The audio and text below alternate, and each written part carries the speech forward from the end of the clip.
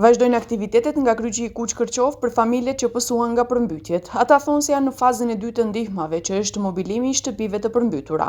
Besnik Selimi nga Kryqi i Kuq Kërqov thotë se Kryqi i Kuq ka 150 familje për të cilat kujdeset gjatë gjithë vitit dhe 70 të moshuar me projektin për përkujdesje. Për gjithë aksioneve kemi diku ke 100-150 familje në vit që u hapim shërbime bazë elementare, në ushqim, veshmbathje, këtë në bazë të aksioneve. Gjithashtu jemi të hapur gjatë gjithë javës, familjet që bijnë të ne veshmbathje, ato e paketojmë dhe një ditë në javë të bëjmë distribuimin e tyre, në veshmbathje, paketime, këpucë, varësisht se çfarë kanë nevojë.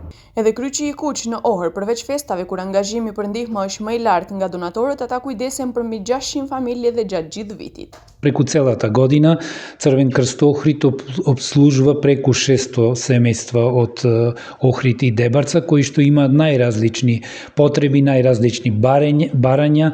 Тоа се семејства во социјален ризик, што самохрани родители, што лица со хендикеп. Значи сите нив гледаме навистина да ги обслужиме, да им помогнеме заедно со хуманите наши сограѓани.